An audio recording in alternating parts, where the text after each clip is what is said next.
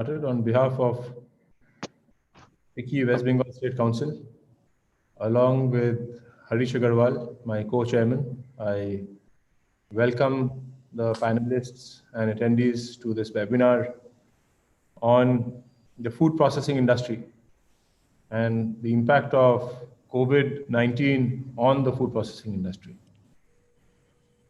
The panelist is excellent. The number of very good companies, ITC, Marico, Pepsi, many other companies represented today. We have Principal Secretary of Food Processing, Dr. Gupta. So we have many very good speakers who would shed light on what is happening in this industry at this time. The food processing industry is key to the country and to the state of West Bengal. When the country, got independent and many years after, the issue of food was a supply problem. How do we supply enough food to our rising population at an affordable price? That was the challenge that industry, government, and mostly the people try to solve. We've had many famines before our independence, but malnutrition has been the big issue for which supply of food was the challenge. That has not left us completely. There's still issues of food supply at different times, not least during this COVID time. Many companies, many governments got involved after a long time in distributing food, something that many of us hadn't seen for years, that food and basics were distributed because of lack of supply. But in general, the issue has evolved from being a supply issue, how to feed our population, to how to get a better income for our farmers. The biggest issue is how this large population, half of our country, who are engaged in farming, how they can have a livelihood. With the kind of growth agriculture gets anywhere in the world, it's very difficult to feed a growing population, especially when so many people in that population are dependent on agriculture.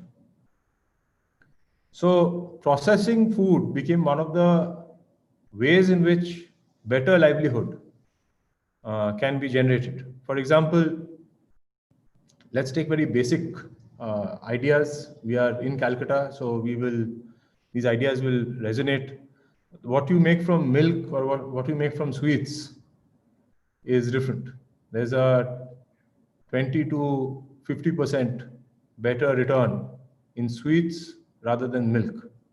What you make from sugarcane versus sugar. So that's the first layer of processing. And then there's a second layer of processing, where if you can make sweets out of the sugar, and you can package that sugar instead of selling it loose. So food processing is thought of as a way that better livelihood can be generated. The issue is not only of supply of food, now there is an issue of demand, of livelihood, and of exports of food processed food. And there are many traditional, a lot of people think of food processing as, today I saw in those of you who are in Calcutta that pasta consumption has increased. That is noodles consumption have increased. So those kind of things some of us think of food processing being more for Western foods, but sugar is the first processed food probably in the world, which is India's gift to the world. I think in 10th century, some Al-Biruni had said that India has honey grows on trees, because he saw sugar for the first time. And So food processing is an opportunity which has been a part of India. Chawanprash, which is a very common, food, especially during COVID times. I think some of our food processing companies will say that some foods have done well, and Chawanprash is probably one of them. That's an Indian processed food. How can we do more of that, and what are the challenges to it? Um, Biscuits is a big industry. We saw that some biscuit companies did well. Maybe all biscuit companies did not do well, but some biscuits company certainly did well. And one of the issues is the challenge of these industries is you depend on very good roads to have good logistics. You depend on reliable power to run your factories. The cost of capital is important. Availability of labor is important. So there are many challenges in India, because of which food processing is still an infant compared to many other countries in the region. If we compare the amount of food that is processed in India compared to Thailand, part of it is Thailand is just a richer country than India. So that has its own difference. Richer country have more, layers of convenience in every sector, including food. But there's also India itself has an opportunity, and within that, West Bengal being a large producer of fruits and vegetables, it is an additional opportunity. There's processed food could be many kinds of food, many things that we don't think, like alcoholic beverages, kind of processed food, because it comes from grains, many of these, or fruits. Many traditional foods that we talked about, shandesh or rasagollas, for which Bengal is famous for. These are processed food from milk. There's lots of opportunities. I think one of the huge opportunities when we think of Bengal is that Bengal has a diaspora globally who likes Bengali food, whether it is the way fish, the kind of fish you have in the state, the kind of food you have in the state, the sweets you have in the state. But India in general is an exporter of food concepts. So when I used to study and work in US, there were many Indian restaurants serving the diaspora, with American manufactured, but Indians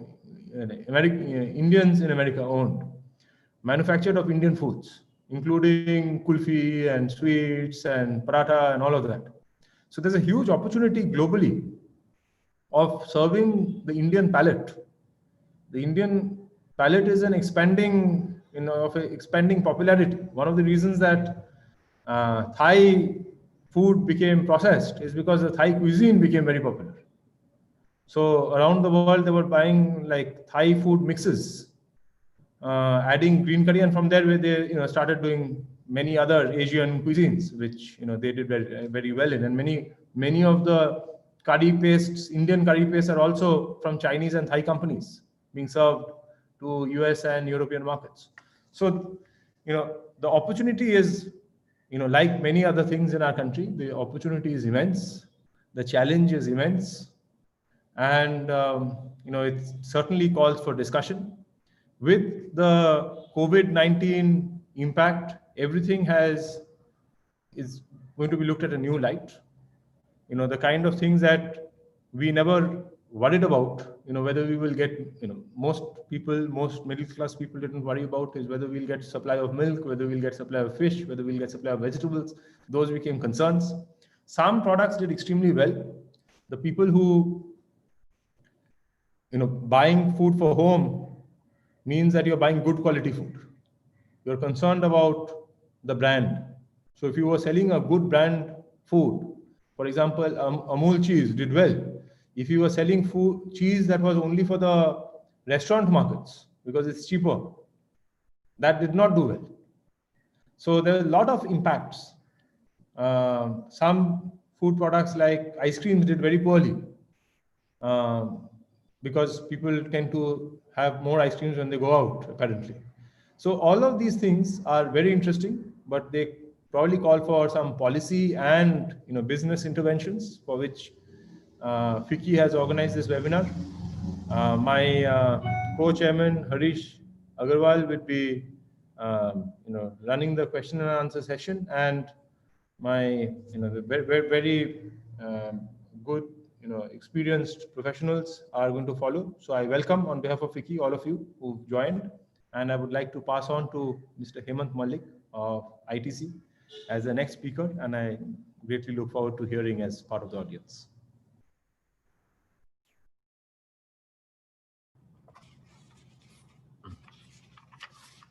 Yes, a very good afternoon to all the speakers, my colleagues from industries and experts.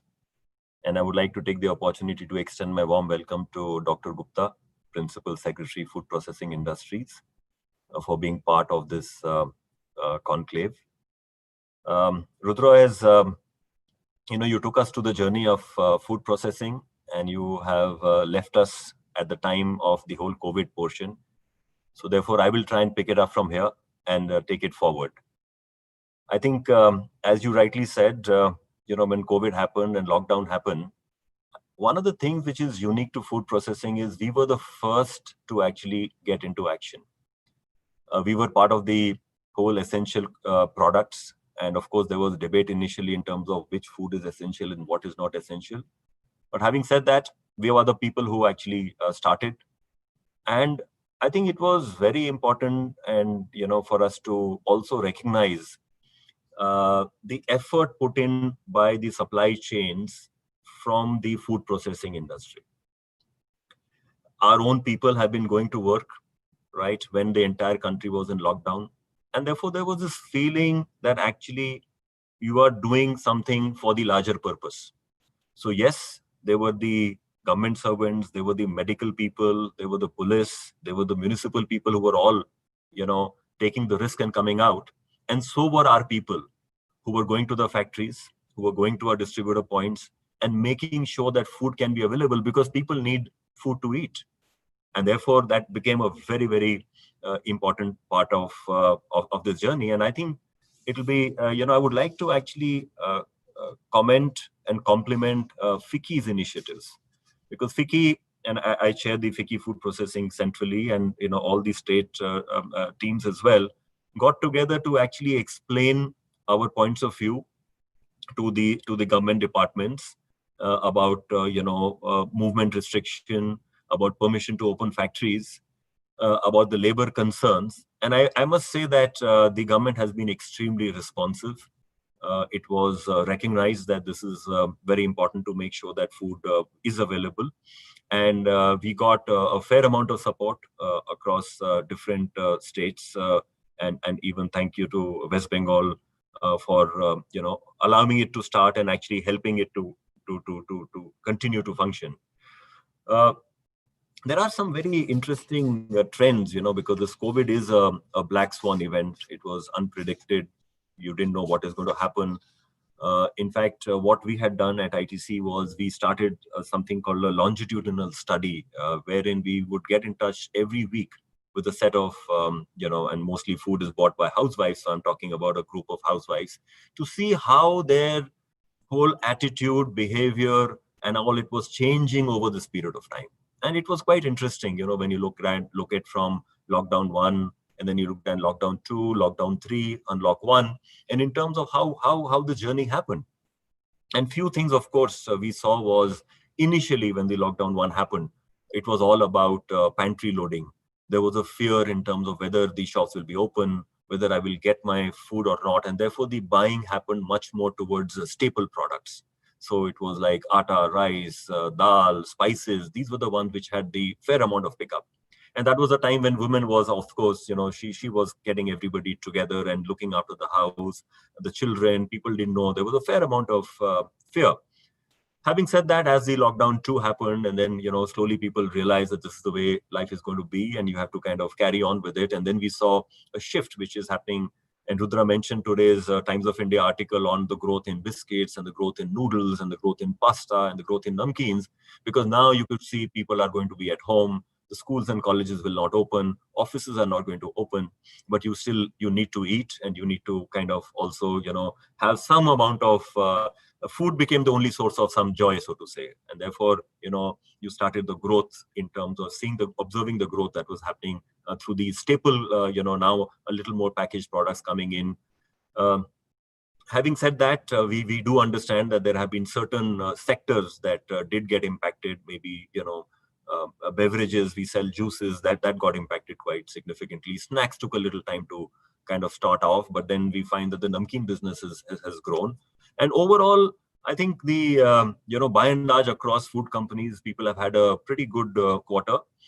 Having said that, those who service the on-the-go consumption, those categories which belong to on-the-go consumption, or those categories which are in terms of going towards Horeca consumption, there, because the restaurants and the hotels have been almost shut, or very little traffic coming in. But that also found a shift which is taking place in terms of more increase in home consumption. In fact, what I must say is that when we look at the COVID-specific consumption trends that we are observing, firstly, we find there is a proactive, health-minded buying, right? Everybody is a little concerned about health. In fact, if you recall, the early WhatsApp jokes used to be that people are all going to put on weight. But I think that is not true. In fact, anybody who I meet has actually become fitter, right? They have lost a couple of kgs. And why has that happened? Because A, you're not eating out, you're eating at home. You're not traveling and you're not kind of indulging. That's at one level. Second is you're also a little concerned that, yes, it finally, whether the vaccine will come, when the vaccine will come, but I need to look after my family. And food is a very, very important source in terms of what you eat, how do you build the immunity. And a lot of Indian products, turmeric consumption, kadha consumption, Rudra mentioned Chyawanprash consumption, all these started becoming, used. And therefore, and I think this is one trend which is likely to stay for some time, right? Because it's not that the moment will get over. So the need for immunity, and you saw a large number of launches on immunity. We launched our own clinical tested immunity juices, which is doing better than some of the other products. The second we find is in terms of buying behavior also it changed, right? Today, people are not so comfortable shopping every day. There is a kind of a remit. You are comfortable traveling about 1 kilometer from where you live. So we find that the modern trade stores, their businesses. Moshami, any issues? You're not able to hear me? Okay. So you find there is a drop as far as modern trade consumption as sale was concerned, but the Kirana stores, their business actually grew up. And e-commerce, and although e-commerce, I must say, took a month to get their act together, but today e-commerce has become a very, very large part of this thing. So the number of shopping trips have come down, and a lot more people have got exposed to e-commerce.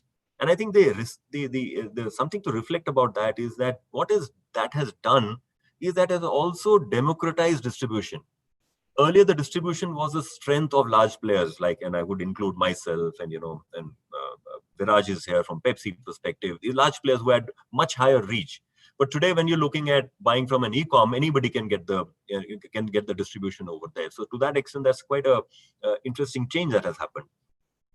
The rural market is another place where we are finding growth which is taking place. And that could be because of whether migrant labor, whether it could be because of Manrega, whether it could be because of, whatever else that could be happening, because rural in any case was showing a better thing even before the COVID had happened. So that is another shift that has taken place. And, in terms of, and therefore, if you see some of these trends, then, people talking about quarantine living preparations. So these are some of the things that you're observing.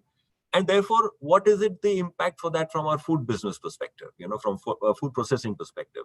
I think it's a seminal shift, because there is still a very large amount of local unbranded consumption that takes place. And the moment the consumer is looking for something which is safe and hygienic, it comes towards the branded packaged food.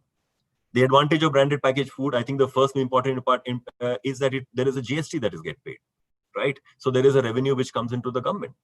The second thing is there is an assurance of quality. All the packaged food have to be FSSAI certified. So there is you are making sure that, quality is happening. And third is that because of that, I think the value chain, and therefore the agri value chain. And I think it's very, very important that whenever we look at food processing and when we look at agri, we have to look at them in consonance. Because finally the agri produces what we take forward and actually convert it and make it, accessible to people. And in fact, always, when you look at electricity rate for agriculture is very different than the food processing industry. But why should that be? Because, we're part of the same supply chain. The other area is that, of course, there has been always significant headroom for growth for food processing, because, only about less than 10% of our food products is actually, processed. So that's a good opportunity. We've also seen some trends because people are staying at home. So there is much more cooking at home. And therefore, there is a do-it-yourself which is happening. And therefore, we believe that there will be a growth in the ready-to-cook and ready-to-eat kind of products, something which makes it convenient and still, easy to use, and whole family can come together around that. We believe there's an opportunity for frozen foods that is coming in. And I think frozen food is very critical, again, from the agri-value chain perspective. Because one of the fears that people have is frozen is not, is it healthy or it is not healthy? So I think that is something that if that communication happens, that frozen is as, healthy as, otherwise. In fact, it's more, because it's just immediately frozen and the condition continues on to that. So that's another area that is there. And I did talk about the immunity products. I think from a West Bengal perspective, it's India's sixth largest state in terms of economic size, at a high GDP. It's the second largest producer of potato, but then the potato quality, we need to do more work over there, because we can't use all the potato. We still have to get our potato coming in from Gujarat. It is a very great location advantage, in terms of the West Bengal it's the gateway to the eastern markets. And I think if I were to look at from an ITC perspective, we have been significant. We are a Calcutta-based company, and therefore the first time when we always look at West Bengal. We have ourselves invested in the last couple of years almost 800 crores in setting up multiple state-of-the-art food processing plants. Our initiative in food processing has got 3,000 people, most directly and indirectly employed. We service about 5.5 lakh outlets with our product. We recently acquired a Calcutta company, Sunrise in spices, so that gives us even more in terms of interest in that in that consumers over there. But I think there are a few areas where we believe that because when we look at new investments, there are a lot of states who are interested that industries should come and invest. And I think in West Bengal perspective, a couple of things that can be looked at. For instance, the new incentive policy post introduction of GST is still to be announced. So we don't have a policy there, and I think that it's time that other states have now, after the VAT regime and into GST regime, now we are seeing Tamil Nadu, Punjab, a lot of other states have already come out with a new policy. West Bengal could look at that. I think night shift working is still not allowed, right? Because I don't know why night shifts. A lot of states have opened up for women. I'm saying night shift for women. Right, because we would like to encourage more and more women to be working, even in the factories and industries. The environment is very safe, and therefore that is something else that can be looked at. I think some issues in terms of wheeling of energy from other states, and therefore the NOCs towards that, so that you can, because now you can't set up a solar plant in Bengal. Bengal doesn't have the kind of sunlight that you would have. Maybe you will get it in a Tamil Nadu or a Rajasthan. But therefore, interstate wheeling is an area that can be looked at. So overall, I think just to conclude, it's been interesting times. There has been a huge amount of new learning, like this webinar happening. I'm so happy it's happening on Zoom, and I don't have to travel, for a day, and we can immediately attend. I think there has been a huge amount of learning that all of us have gone through, both as managers of a company or as consumers, and it's very important to capture some of these. Recently we had a team meeting about a month, 3-4 weeks back, because you would keep on hearing is very nice, we've learned this. I said, let's put all of them together, because it should not happen that the moment COVID gets over, we come back to the old normal, so to say. So this new normal has great new things that it has brought to us. It has great opportunities that we can actually leverage. There have been some stresses, but then, I think India is a resilient, both economy as well as I think the resilience of Indian people is really strong. And I think we will be able to come out of it very, very strong, very, very soon. So thank you very much for this. Thank you, Hemant. Thank you very much. I think this was very, very informative. We would not ask you any questions at this stage. I'll just move on, and I'll invite the next industry panel to talk to us. We have three eminent panelists today, and they're going to share their thoughts along with what you've done already, Hemant, on the new challenges for food processing industries. So without further ado, first I would like to invite Mr. Viraj Chauhan, Chief Government Affairs and Communication Officer at PepsiCo India. PepsiCo's beverage and snack food business is supported by 62 plants across India, and it has established partnership with farmers across multiple states, including West Bengal. Mr. Chauhan, if you could share your thoughts on Pepsi's experience during COVID and how you're managing farmer connects. Over to you, Mr. Chauhan. Thank you.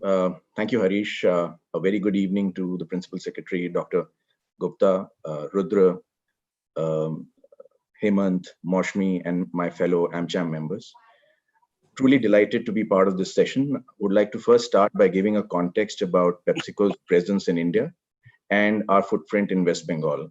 Starting with India, would like to share that we are very much on track to invest over $2.1 billion in India. And also we're absolutely on track in making sure that our investments also flow through in West Bengal. We actually employ over 163,000 people across our ecosystem, both on the food and the beverage side. We have specifically on the food side of the business, we have three large plants in India. In fact, one of our largest plants is in Howrah in West Bengal. This plant actually came about in 2004. The plant manufactures Lay's potato chips, Kurkure, and Doritos. It is spread over an area of about 15 acres. In fact, very happy to share that over the last 9 years, we have scaled up our operations by 3x in West Bengal. That clearly shows the promise, and the warm welcome accorded to PepsiCo in the state. So I just also want to say that specifically in West Bengal, we employ over 2,000 people, direct and indirectly. And we've just got an approval for further expansion. So that is just to share a bit of context about PepsiCo. So for us, West Bengal is extremely important because for PepsiCo, the true backbone of our business is actually our AgriConnect. We work with about 30,000 farmers across 13 states, and majority of those farmers, and I'm talking of potato farmers, are in West Bengal. In fact, we work with farmers across the state, areas like Bankura, Hooghly, Howrah, Jalpaiguri, Birham, Cooch Behar, and so on and so forth. And one of the most amazing part of our AgriConnect is the fact that we work in a collaborative manner with our farmers. We make sure that we handhold our farmers throughout the crop life cycle. Make sure that all the middlemen are removed and the farmers get the true value for their yield. We've also rolled out processes like offering insurance wherever it is needed, and the retention of our farmers as part of our collaborative farming program is as high as 98%. This is actually one of the highest for us anywhere in the world. So very happy to also share with you that we've added a new chapter to our collaborative farming program.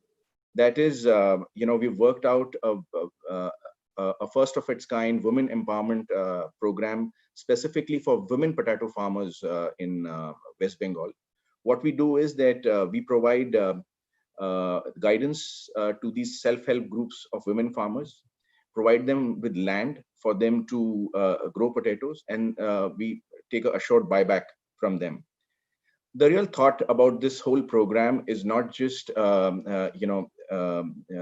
making women financially independent, but clearly change mindsets around women in the farming sector. This has yielded extremely good results for us. Quickly, I would just want to go out and also touch upon the fact that PepsiCo in India and in West Bengal is not just involved economically, but we are also involved emotionally. We've collectively, made sure that we stand with the West Bengal government in its fight against COVID. We have rolled out our global meals program, which has made sure that we've provided millions of meals within West Bengal and have provided thousands of COVID testing kits in the state. Recently, when we collectively battled, the fury of Cyclone Amphan, we also made sure that we provided dry rations, hygiene kits, and water filters to the impacted community. So I would just like to conclude.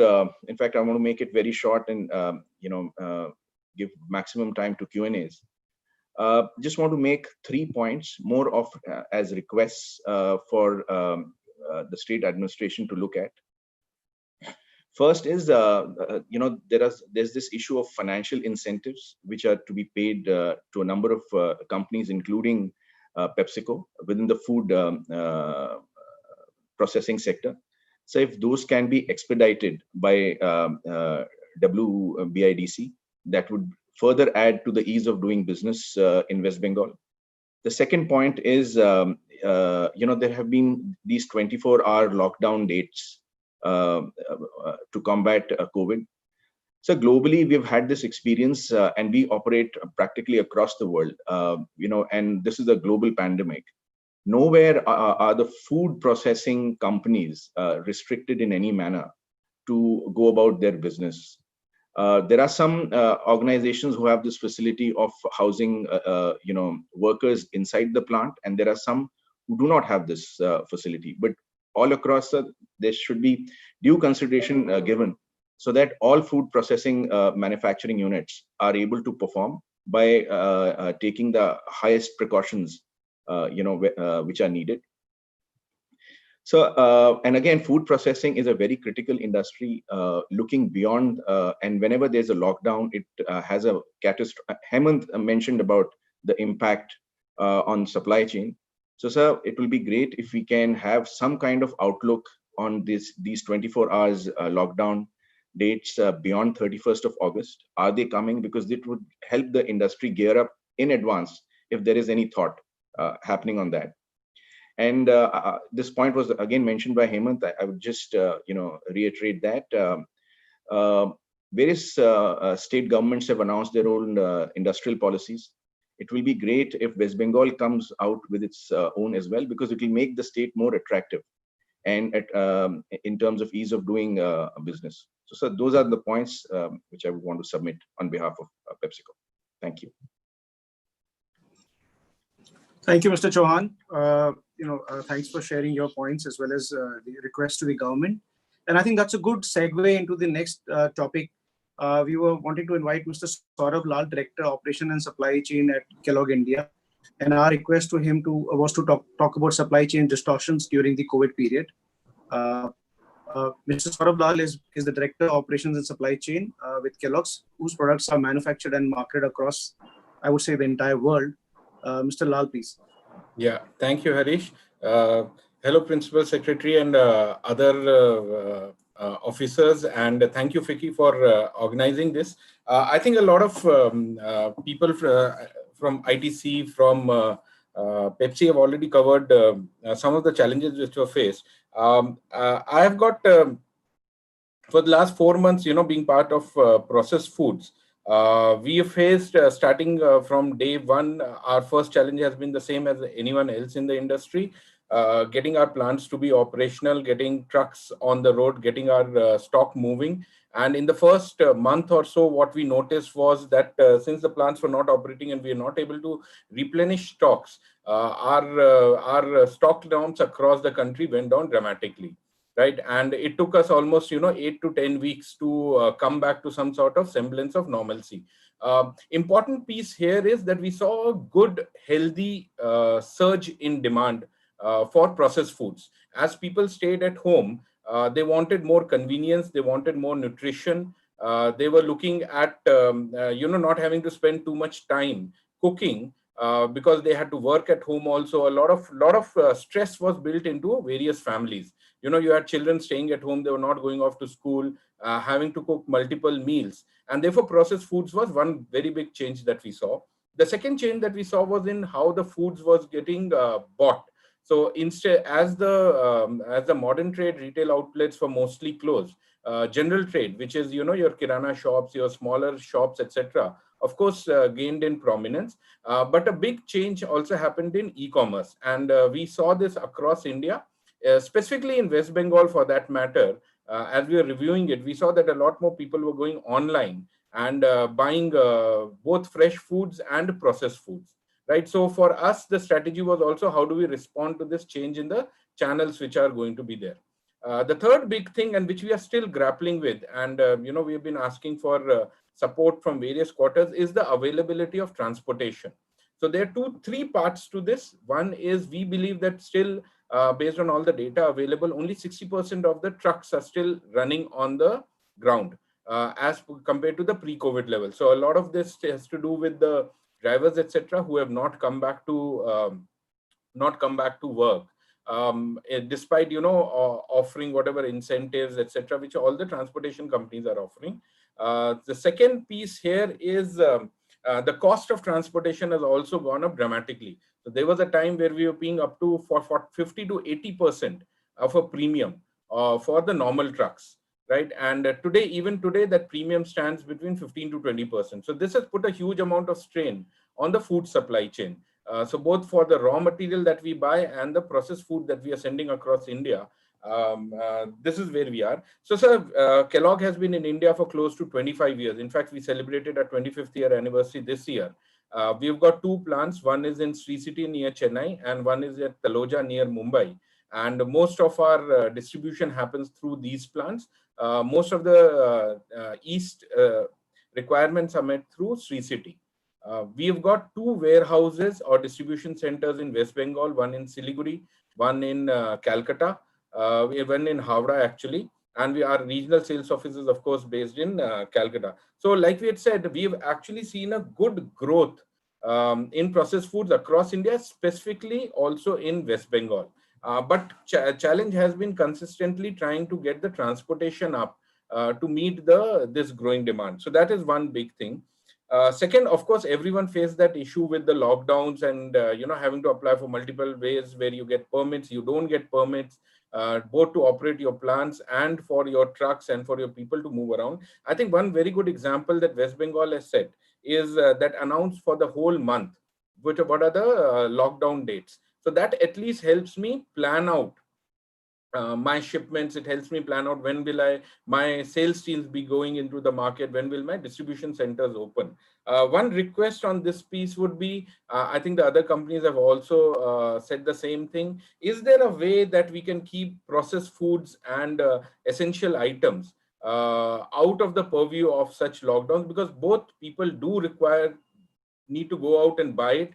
We do need to keep it moving. And sir, very honestly, all the food items are shelf life critical. If we are not there on time, if it gets stuck in wheels or in distribution centers, it is most likely to get spoiled or will not be available for in terms of freshness for sale. So these were the few things. One last bit, I don't know how much would it be very useful to this this gathering here, but we have seen that data digitization has played a very, very big role. It has become extremely important. Whatever we used to talk about, people who have been strong on data and digitization are the ones who have managed to overcome the impediments much faster. If you look at e-commerce firms, sir, they are very, very strong on digital. A lot of companies that I spoke to during the pandemic were struggling with understanding what's happening in the market and how do they respond to it. They were struggling to understand where their stocks are, what is the demand in the market, and wherever people who had good data and digital implementations, they have actually been able to move forward. So that's just a point of view from my side, which we have seen to be very, very important. Like I said, a little bit of a support in terms of processed foods and essential goods, if we can get, it helps us keep the lifeline for the country moving. As such, we are absolutely in support of whatever the governments are doing, and we would like to support in any way that we can in a small way to keep this fight going. Thank you. Thank you, Mr. Lal. I think 2 points really came out of what you said. One was and you re-emphasized what Mr. Chauhan had said, the need to keep the food processing industry open during the lockdowns. And the second point that I took away was the need to have data digitization. I'll just move on very quickly to Mr. Shailesh Godekar, the head quality at Marico. Marico is present across 25 countries, mainly in Asia and Africa. And Mr. Godekar, if I may request you to share your views in quality assurance post-COVID. Yeah, I am sharing my screen. Can you give me the permission, basically? Can you see the presentation? Yes. Yeah. Okay. So thank you, everyone. I think it was nice listening to the views from different personalities, industry leaders. I will share something about Marico experience, my personal experience, and what impact of COVID has on the food sector. I think this is a very 1 minute. Yeah, beyond the clouds of the reality lays the wonder of the imagination, and I think this is a very powerful statement. And we have seen that life beyond imagination, what has happened. We never imagined that movement of the mankind will be restricted. Local trains in Mumbai, Delhi, Calcutta will be stopped. No flights, international travel, no holidays in the summer fest. So we never imagined that COVID-19 will bring us to such a scenario. Okay, so if you see this slide before COVID, okay, pollution and the current post and during the COVID, what has brought down, how lockdown has changed, been a gift for Ganga, for the aqua waters, for the pollution and everything. So I always believe that nature has its own way of healing. And it's a powerful statement. Whoever do not follow the rules of red light signal, either natural or man-made, meets with an accident. Okay, and food is a very integral part of the life, irrespective of the situation. So slowing down of the food is temporary. Yes, we had a challenges. Okay, and I always believe that whenever there is a change, whenever there is an uncertainty, and there lies the opportunity. So COVID-19, okay, in fact, has taught us a lot of things. Okay, and it's an opportunity for us to become very strong. So in the new normal, okay, this is only a change in the perception. Basically, the wealth has become the health, and yes, definitely the food and the beverage industry will come back with a greater zeal in this post-pandemic. Okay, so what are the basically paradigm shift which has happened in post-COVID? The first and the foremost is digitalization. I think digitalization is shaping the future of the work. Okay, and automation and routine and mono skill will be replaced with the specialist skills, the expert skill, and digitalization plays a very crucial role. For example, in our company also, like when we started the company, because ours comes under the essential oils, Saffola, Parachute, Saffola oats and everything. When we were doing, we started a factory, and I think what we leverage is the technology which we leverage, the artificial intelligence, how we manage the social distancing within the staff, within the workmen's, and how do we capture all the SOPs of the COVID-19 guidelines which have been put down. The second important part is the shift in the traditional approach. I think, and that is what we have seen. Okay, the lower restaurants traffic, increase the e-commerce delivery, and we realized the importance of a hygiene and nutritious food. This was very important. In Marico also, what the shift which was done earlier, our supplies used to go from a plant to a depot to a distributor. I think this has changed. We started with partnered with Swiggy and Zomato. Okay, the direct supplies, the van part. So these are the shift in the traditional approach which has happened. The third part is the e-learning, and I think this has been a very important thing. Had this not had happened, we were doing webinars and in-webinar, but the amount of webinars, e-meetings, okay, has changed. I think everything is virtual. In fact, in Marico also, the amount of products which we have launched, absolutely it has been the quality assurance part, the design part, absolutely has been the virtual part. Okay, and I think this has been the biggest shift what I feel in the COVID. As I said, digitalization has played a very important role. So some of the transformation which we can see is working from home, the working meetings through Microsoft Teams, Zoom app, digitalizing in the restaurant line also. If you see the digital menu apps, online payments, and in the digital by the regulator also, FSS also has introduced e-inspection, online payments, and a cloud-based system for the FOSEX training. Because I think the bigger aspect is digitalization is a part of the life, and that is continue to evolve. It will change, and it will. I personally feel it will make the lives of our customers, our consumers, very simple. And I think these are the 7 things which I personally feel the new normal, the lifestyle has changed. First, there has been an increased focus on hygiene and sanitization. absolutely we can see a tremendous number of products launched by many of the companies on hygiene and the sanitation, because this has now become the essential. The second is a rising demand for functional and nutraceutical products. And some of our speakers have talked about that. I think that's very, very important. Demand has twofold, threefold in this area. The third is the immunity boosting foods. Okay, I think a lot of things has happened on this front, where the companies have come forward and launched the immunity boosting food just to strengthen the immunity. Fourth is the packaged food. Customers have realized why packaged food is very, very important. The fifth is the home cooked food. Also, the natural and organic food has got a huge say in this change, okay, in the new normal. And the last is the adoption of an e-commerce model. So, like, as I said, increased focus on the hygiene and sanitation. Preference is going to a very hygienic food, okay, and consumers have started realizing why hygienic food is important. Street food, which is usually not cooked with all the hygiene practices, and demand of the street food definitely will go down. And FSSA has played a critical role in upcoming this street food, basically putting down a lot of systems and processes. I think eating out, dining out will halt for some time with this new normal. Okay, people will stop eating out forever. Okay, not stop for eating out forever, but definitely it will halt. But hygiene will take a very, very important priority. And also in terms of a future demand, contactless service, digital milieu, online payment is a so. In a nutshell, I think focus on hygiene and sanitation is going to stay. Okay. The second part is the immune boosting foods basically, and whether it is Ayurvedic, okay, Ayurvedic ingredients were lost somewhere, but it has come back, okay, and a lot of companies have lot Ayurvedic boosting immunity food. For instance, the ginger root is useful in the prevention of viral respiratory disease. Vitamin C is known to play a very important role, and that has now played an important part of the integral part of the everyone's life. We are having vitamin C and all these kadas, okay, and supplements, okay. So the future demand is definitely nutritional food, dietary supplements, high protein meals, fortified foods, and food with added vitamins and minerals.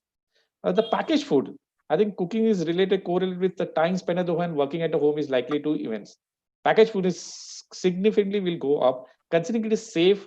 And one of our speaker also said it is quality assured. Okay, I think packaged food is here to stay, and it will definitely grow. Also, future demand, no to the loose food. Okay, convenience to the food, easy to this. High demand for essential, and a great opportunity for us as an India country to export our food.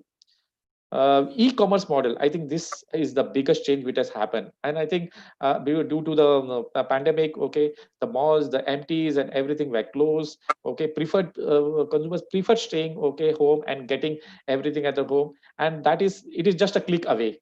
It also helps in maintaining hygiene. We have variety of the options. It's just at the click and say you can see a lot of things and you can order. It's less time consuming, and also there is a flexibility in the pie for the consumers. We can choose between the price, and it's a win-win situation. So I always believe it's a win-win situation for our customers and for the companies. For the business, it will help them to reach the new market, and it also will optimize the supply chain, and also it will help them to increase the sales and revenue. And also through this social media and the e-commerce trend, we can also see the consumer voice which is coming in this social media, in the e-commerce channel, and then accordingly we can we can capture the consumer voice and tune our products accordingly. So skill and gap and new industry requirements, knowledge of new technology, I think this is very, very important. More you learn about the new technology, and I think digital technology is here to stay. I think whether it is artificial intelligence, internet of things, okay, I heard this drone technology was utilized, okay. So the new way of a normal, I think this will give a boost, and companies definitely would like to optimize theirs and value add into that technology. E-office will be a new normal. Very important key, be creative and innovative, and also stay with updated strengths.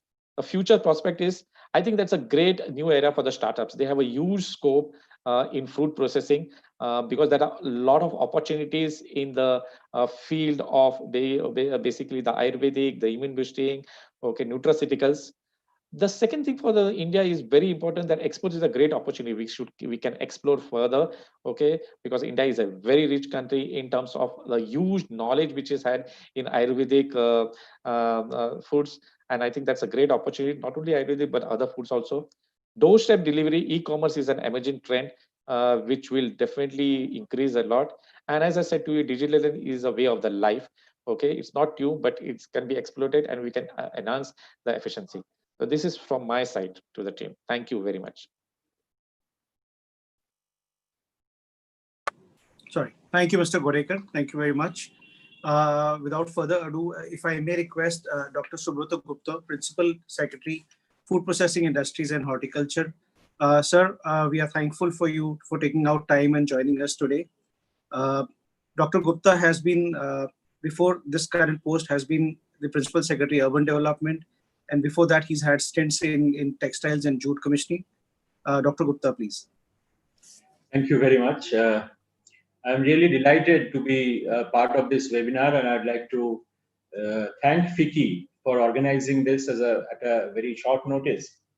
It is actually a learning experience for me because we have heard from the market leaders in this sector, and there are a lot of things which has emerged from these discussions, which definitely can inform the way government shapes its policies in the future.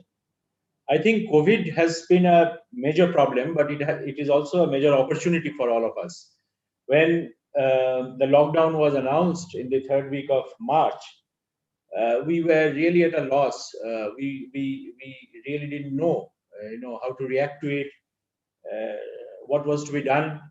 In the government, we were trying to work some solution and then find out that there are other problems which are cropping up. So we had the transport problem, and we had the problem of the factories shutting down, the laborers not being able to reach, the workmen not able to reach the factories, therefore supply chains got disrupted, a whole lot of problems. But I must say that over the last 4 months or so, we have learned to live with it. And I think we are now doing quite well, although the infection figures are probably 100 times what it was when the lockdown was announced, or maybe even more. Before we get into the issue of COVID, I think this would be interesting to know that Government of India, in the Ministry of Food Processing, they had made certain projections. Now, these projections look like this, that by 2024, the food processing sector could attract about $33 billion in investments with 9 million employment. The food processing sector, by 2025, they projected it will be a $500 billion economy in India. 65% of the retail market in India is for processed foods. And food and grocery market currently is the 6th largest in the world, in India. Now, these are very, very large figures. But I think with the COVID on, these figures are going to look even better, because there are certain things which have happened over the last few months, and which most of the speakers have pointed to, is that there has been a change in preference among the consumers. There has been a change in attitude. There has been a change in business models. We have, all of us who have traveled in local trains, we have been used to the semi-processed or processed food which used to be served in local trains, the moody and the fritters and all that. Those of us who are familiar with Dalhousie, the office para, are also familiar with the street food, which used to be very, very popular. Now, this sector, at the one end of this sector, the street food, all of that probably is not going to revive, probably, or even if it does, it will be on a very, very small scale. On the other hand, at the other end of the spectrum, hotels and high-end restaurants, they are facing a big challenge today. And probably the situation will not improve in the near future. Perhaps in the coming couple of years or so, people will be not that keen to eat out. So therefore, the need for providing easy to cook processed food, which can be consumed at home, that becomes a very, very important sector. Now, food processing industry for Government of West Bengal is also very, very important, because this is one sector which links our farmers to the consumers. There is hardly any other sector which directly links farmers to the consumers. Maybe textiles come in some way, because cotton is an important crop, but processing of food can provide a lot of earning to the farmers. The Government of West Bengal has been taking a lot of steps to improve the environment for food processing. Some of you have spoken about need for an incentive scheme. While I'm sure that the Commerce and Industries Department is working on such a scheme, I'd like to point out that there is one particular component of food processing, which is maintenance of cold chain, creation of multi-purpose cold storages. This is one subsector where there is substantial amount of support from the government. According to the latest guidelines, almost 35% of the capital expenditure can be provided as a subsidy. In addition to that, what we are trying is that while on the one hand consumers are more and more inclined towards consuming processed foods, we must ensure that the raw materials, that there is no shortage of raw materials. We need to support the farmers so that the materials which go into processed food, there is no scarcity for them. You will be happy to know, and I think it is already known to most, that we are probably the largest or second largest vegetable producing state in the country. We are first in terms of cauliflower, cabbage, and brinjal, second in potato, and third in tomato. And this is also slightly dated, and this statistic is slightly dated, and we are growing every year. Now, one of the things which our farmers suffer from is that they do not have access to very good planting material. They do not often have access to very good hybrid seeds and saplings. What we are doing from the department is we are encouraging farmers to grow high value hybrid vegetables, which are good for export and which are also good for consumption in the metropolitan areas. Vegetables like our baby corn and mushroom. All of these vegetables, they require a controlled environment, and we are already encouraging farmers to go in for large-scale polyhouse cultivation. And for that, we are providing them 50% cash subsidy against the infrastructure cost. In addition to that, to encourage orchards in the state, we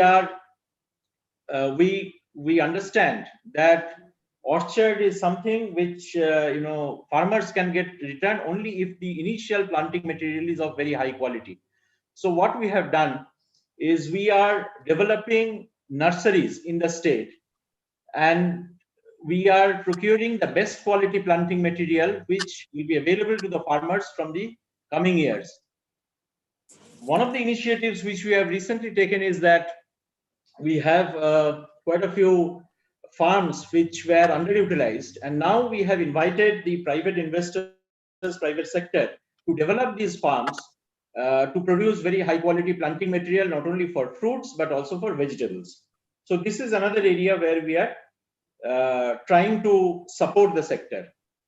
The third area is, of course, spices. India produces more than 70 different spices out of the 109 which are listed in the ISO, and many of these spices are very high value items which can be grown very profitably by the farmers. One of our facilities, which is in Mongpo in Darjeeling district, which is the Directorate of Syncona, it actually produces Syncona, which is this hydroxychloroquine, which is so much in the news regarding for this palliative treatment for COVID.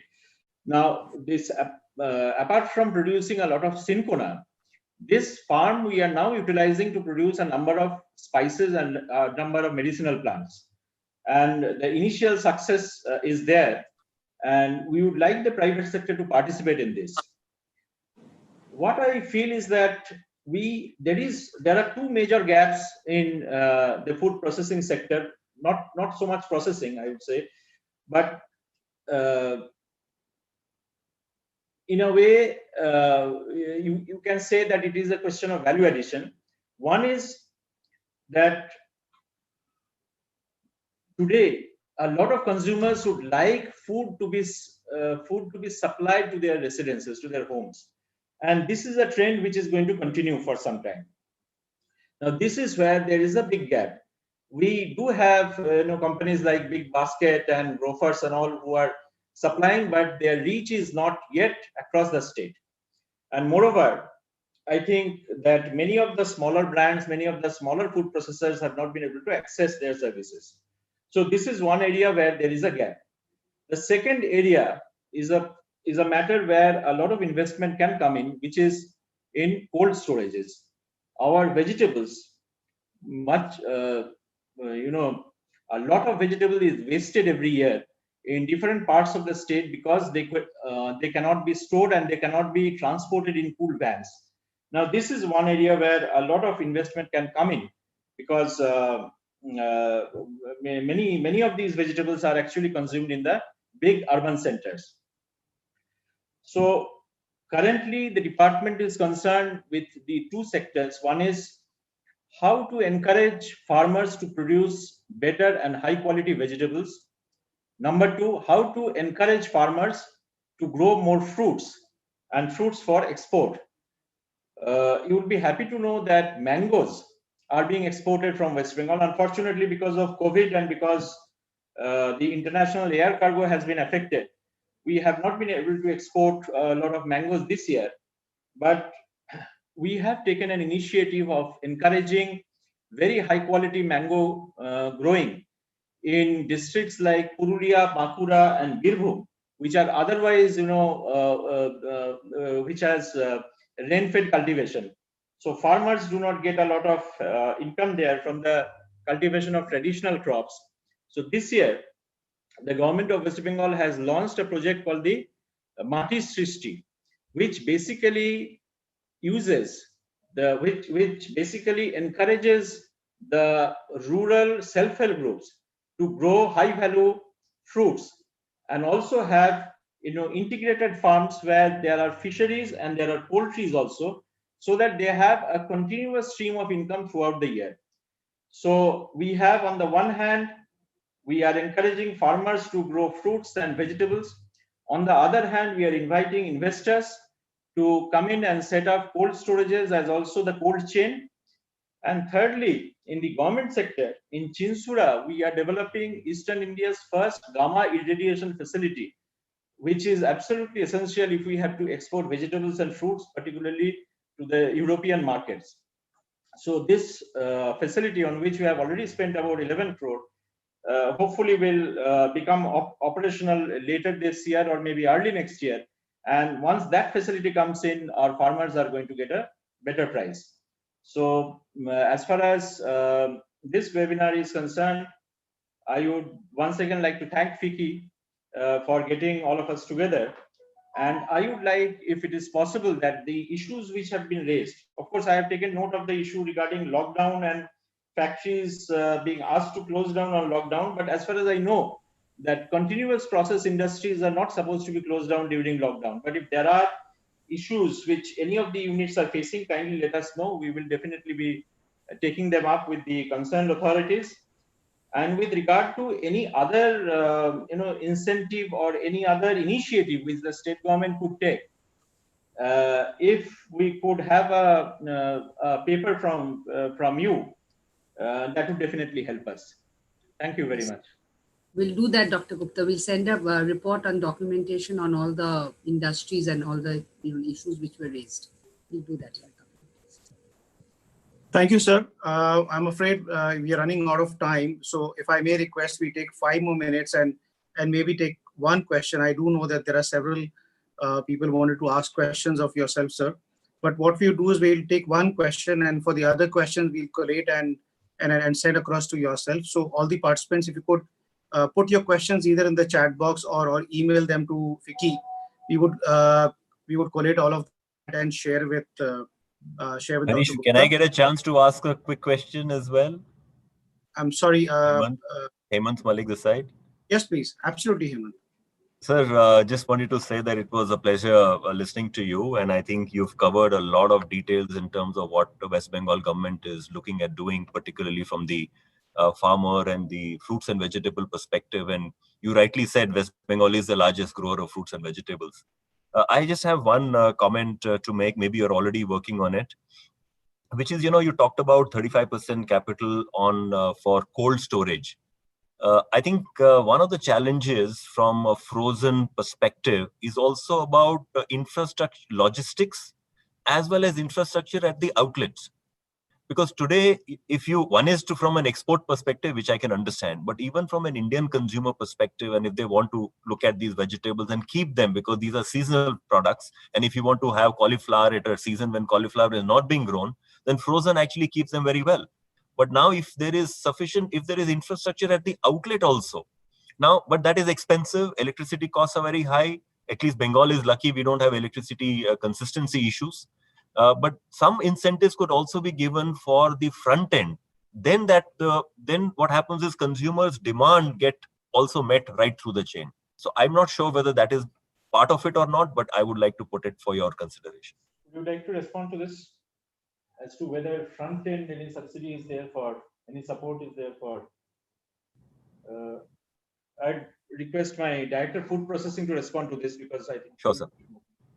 I would say that it's a very good suggestion. As of now, there are no subsidies on this, but what you have pointed out is very important, because as you rightly said, we have been thinking of exports, because the amount of price escalation which takes place due to storage of vegetables in refrigerated environments does not let them be purchased at the current market prices in our localities.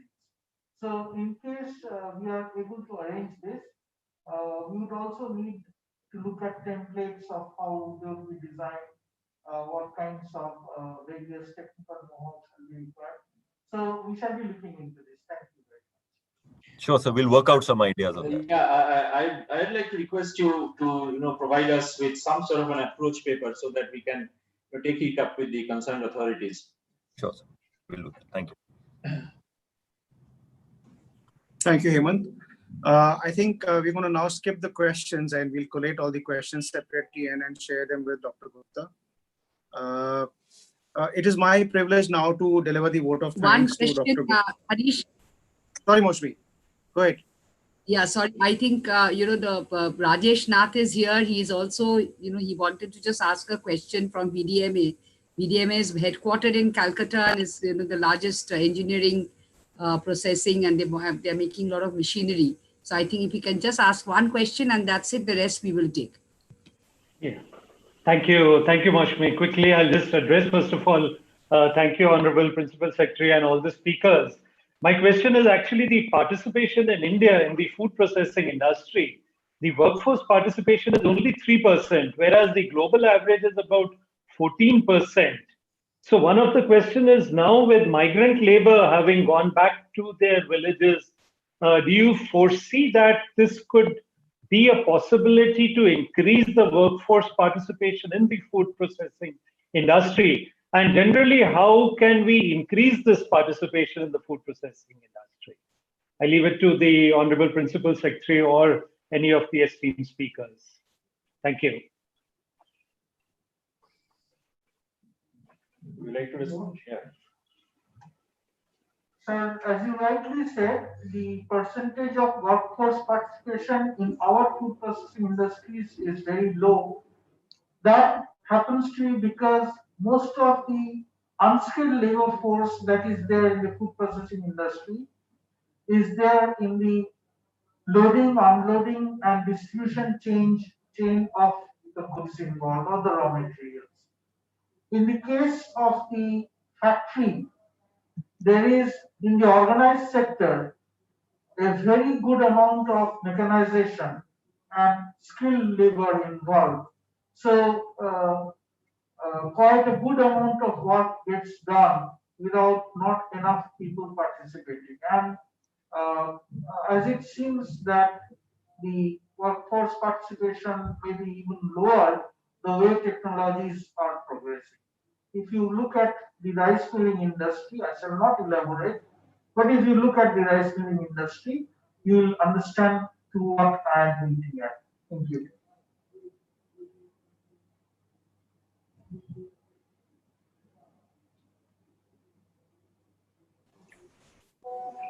Okay. Thank you, Mr. Nath. Thank you, sir. I'll just, it's my privilege now to deliver the vote of thanks today to Dr. Subrata Gupta, IAS Principal Secretary, Department of FPINH. We are very grateful for the support and participation of senior officials from the Food Processing Department today. I would also like to thank speakers for their valuable insights. My apologies for all the folks who have questions today and we are not able to take the questions due to paucity of time. Please do share your questions separately and we will get them across to Dr. Gupta. We are very happy to have active participation today from various folks from across several industries, including food processing. We also had participation from Haldia, Jadavpur, Calcutta, and Guru Nanak universities. We would also like to thank PepsiCo and Marico for supporting the event. With that, I would bid you a very good day. Thank you very much. Thank you. Thank you. Thank you. Thank you. I'll send the report, Dr. Gupta, and the questions. If they have some questions, we'll collate everything and send them. Thank you very much. Thank you, Mr. Iker. Thank you. Thank you. Thank you. Thank you, Mr. Malik. Thank you, Mr. Gurikar. Harish, thank you, Rudro.